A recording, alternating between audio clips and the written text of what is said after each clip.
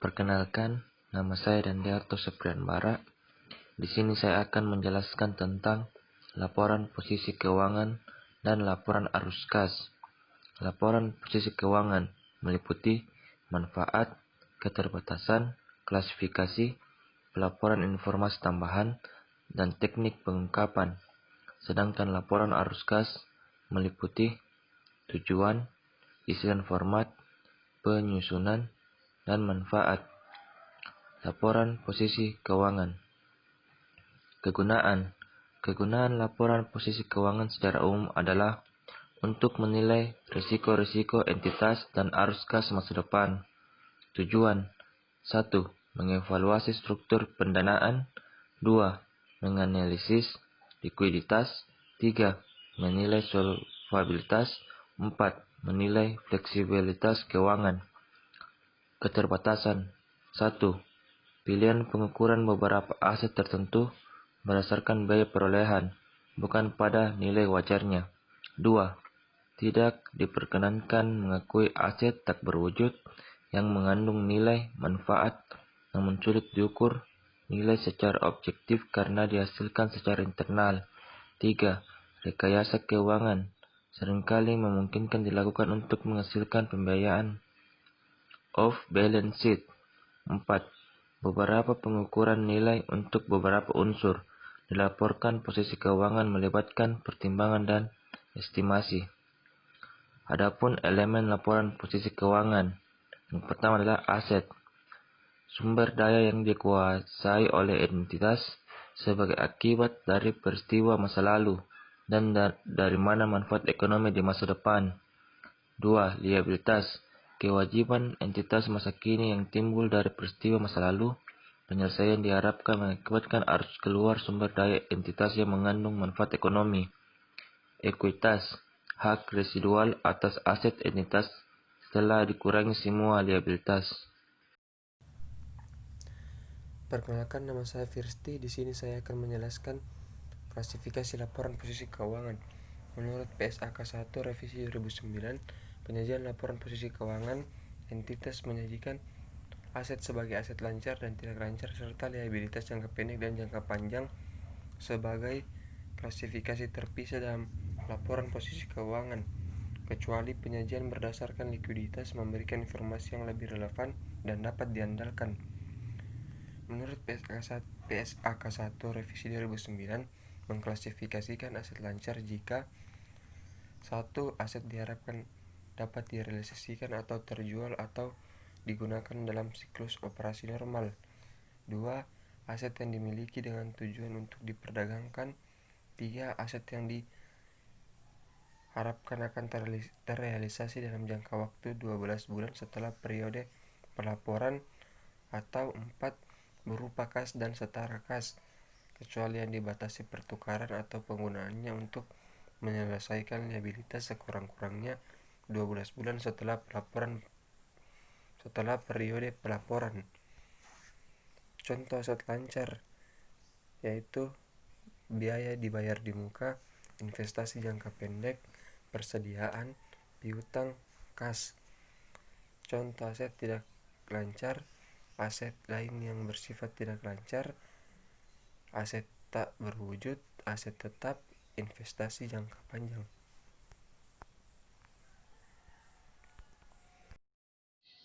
Perkenalkan, nama saya Stanley.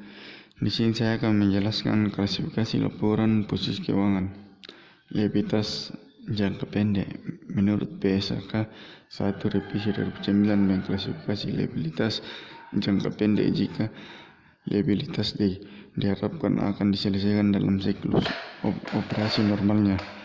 Liabilitas yang dimiliki untuk tujuan diperdagangkan. Liabilitas tersebut jatuh tempo untuk diselesaikan dalam jangka waktu 12 bulan setelah periode laporan. Atau entitas tidak memiliki hak tanpa syarat untuk menunda penyelesaian liabilitas selama sekurang-kurangnya 12 bulan setelah pelaporan. Menurut PSAK 1 2009 mengklasifikasi liabilitas jangka pendek jika liabilitas yang berasal dari pembiayaan seperti penerbitan obligasi, atau sewa guna usaha, dan utang bank jangka panjang. Liabilitas yang berasal dari kegiatan operasional entitas seperti kewajiban pensiun dan kewajiban pajak tanggungan. Liabilitas yang bergantung pada terjadi atau tidak terjadinya suatu peristiwa di masa depan, seperti provisi untuk kewajiban garasi. Pengungkapan laporan posisi keuangan. Entitas pengungkapan laporan keuangan atau dalam catatan atas laporan keuangan subklasifikasi dari pos-pos yang disajikan. Perincian subklasifikasi bergantung pada ketentuan di PSAK, misalnya piutang antara piutang usaha pihak ketiga dan pihak usaha dengan pihak berelasi. Persediaan di subklasifikasi antara persediaan bahan baku, barang dalam proses, dan barang jadi. Aset tetap di subklasifikasi terpisah menurut kelompok aset tetap, misalnya tanah, bangunan, dan peralatan.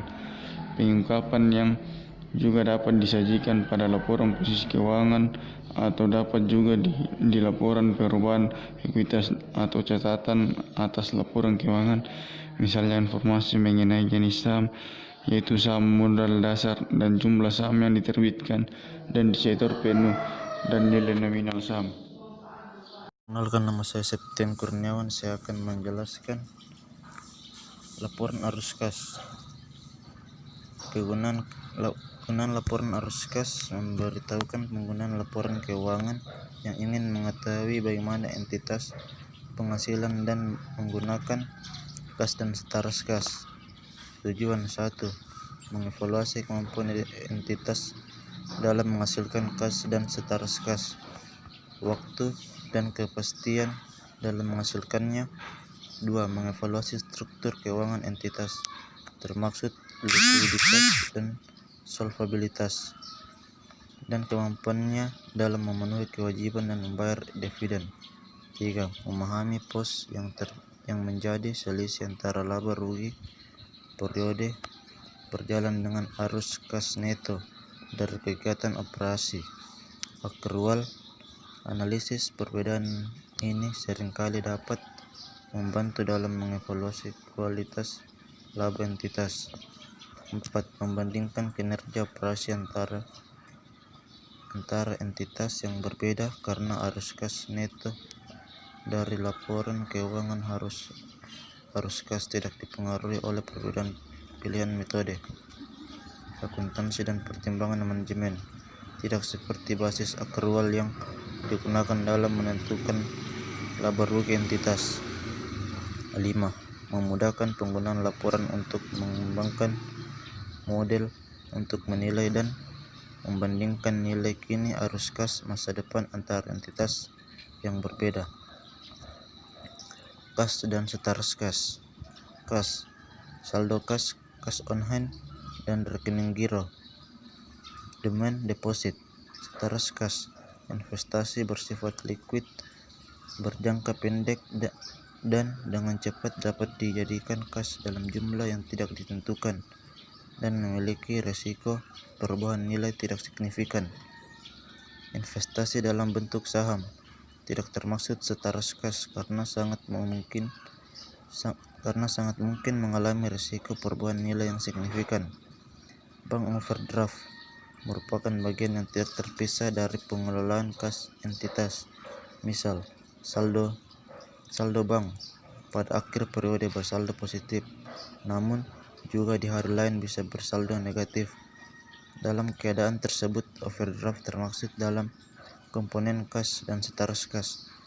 Laporan arus kas tidak termaksud mutasi atau transfer di antara pos-pos yang termaksud dalam kas dan setaras kas, misal mutasi dari rekening giro ke kas kecil.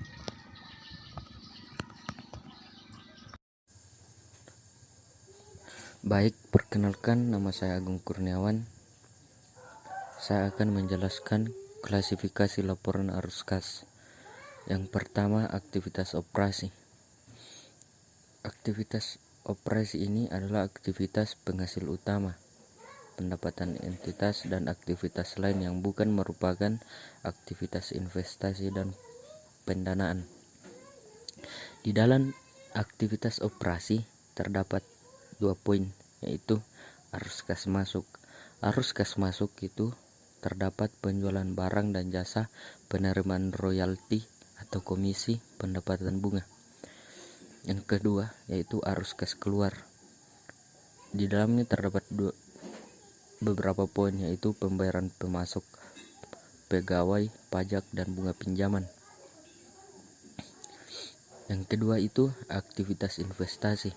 Aktivitas investasi merupakan perolehan dan pelepasan aset jangka panjang serta investasi lain yang tidak termasuk setara kas. Di dalam aktivitas investasi terdapat 2 poin, yaitu arus kas masuk. Di dalamnya ada penjualan aset tetap, penjualan aset tak berwujud, penjualan saham atau instrumen uang entitas, dan lain-lain. Poin kedua yaitu arus kas keluar. Di dalamnya terdapat pembelian aset tetap, pembelian aset tak berwujud, pembelian saham atau instrumen utang entitas lain. Yang kedua itu penyusunan laporan arus kas. Arus kas dan aktivitas operasi mempunyai 2 metode, yaitu metode langsung dan metode tidak langsung. Yang pertama itu metode langsung, yaitu memperinci arus kas aktual dari kegiatan operasi entitas. Informasi diperoleh dari catatan akuntansi entitas atau dengan menyesuaikan penjualan, beban pokok penjualan, dan pos-pos lain dalam laporan laba rugi komprehensif. Yang kedua metode tidak langsung. Metode tidak langsung, arus kas neto dan operasi ditentukan dengan menyesuaikan laba rugi neto dari pengaruh transaksi non kas, akrual, dan pos lain yang berkaitan dengan akuntansi investasi dan pendanaan.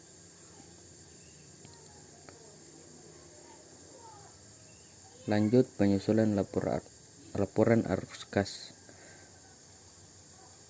Yang pertama itu arus kas dari aktivitas investasi, dan yang kedua arus kas dari aktivitas pendanaan. Informasi yang pertama itu arus kas dari aktivitas investasi. Pertama, informasi relevan bagi investor karena informasi perubahan aset-aset jangka panjang memberikan informasi tentang kapasitas operasi dan potensi laba yang dihasilkan dan arus kas masa depan.